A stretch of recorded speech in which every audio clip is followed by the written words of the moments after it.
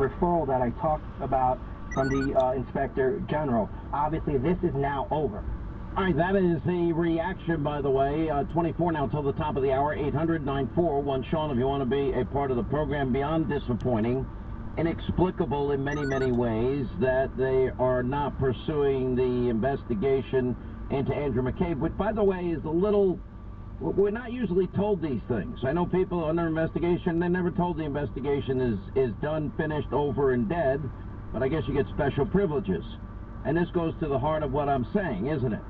That, you know, if we don't get to the bottom, and start with Hillary, start with the Espionage Act, start with obstruction and deletions of subpoenaed emails and bleach bit and hammers and SIM cards.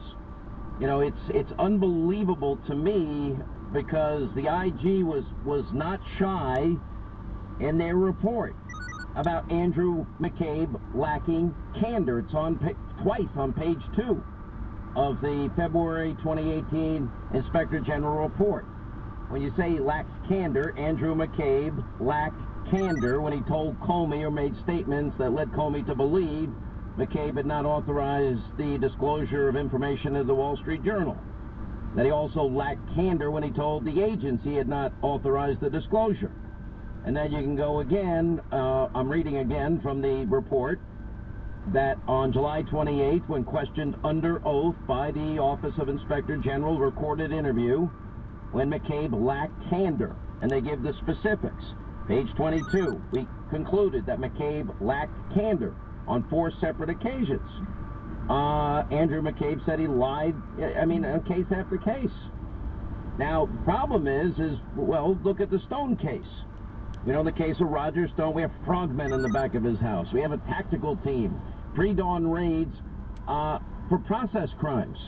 Then they want a 9-year sentence for Roger Stone. Okay, well, a convicted rapist in this country, median jail time is 4 years and 2 months. You think there's prosecutorial overreach? You think there's abuse in those cases? And when are we ever going to get to the bottom of those, that the premeditated fraud committed on a FISA court? We've proven that case over and over again. And even we've been vindicated by the IG report in that case.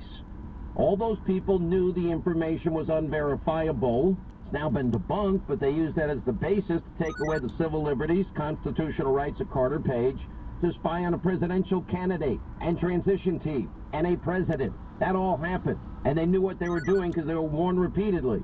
Or the dirty dossier. Are we going to have equal justice under the law? Are we going to have equal application of our laws or not? Because if we don't, then we don't have a constitution. It's meaningless. You might as well put it in the paper shredder. Anyway, 800-941-SEAN if you want to be a part of this extravaganza. Greg Jarrett, Fox News legal analyst, author of the #1 bestseller Witch Hunt, is with us. Also, she, well, wrote the best-selling book License to Lie, which talks about prosecutorial abuse in great length and depth. Sidney Powell is with us, who's representing General Flynn. We have some news on the Flynn front, actually positive news, which we can report, which is nice every once in a while. And that is that the Attorney General installed an outside prosecutor to review the case against General Flynn.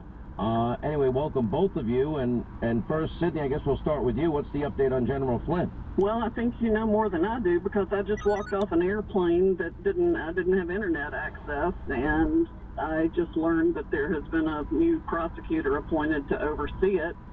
I am extremely grateful for that, because Mr. Van Grack is horribly conflicted in more ways than one.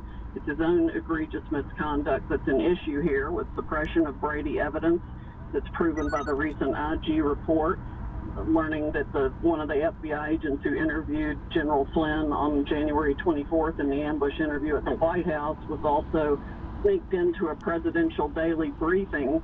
Never been done before. Chris Wray says it'll never happen again. It was an egregious abuse of trust and power for that to happen. And we've got Van Grack being in the middle of everything related to the conflict of interest with respect to Flynn's prior counsel also. That's another reason to withdraw his guilty plea and dismiss the case for egregious government misconduct. We filed motions to do both. Yeah. And what's your take overall, Greg Jarrett? Now, I understand the Attorney General's position on a lot of these things. I actually have faith that the Attorney General, Bill Barr, and that the prosecutor, John Durham, will do their job.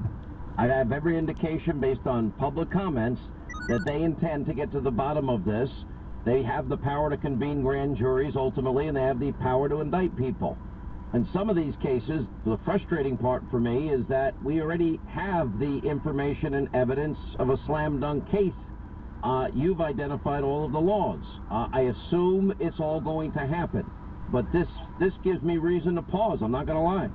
Well, it should give everybody reason to pause. There is a two-tiered justice system: selective prosecution, unequal justice, and driving the case against Andrew McCabe, which was a solid case for lying not once but 4 times, proves it. But I do think this.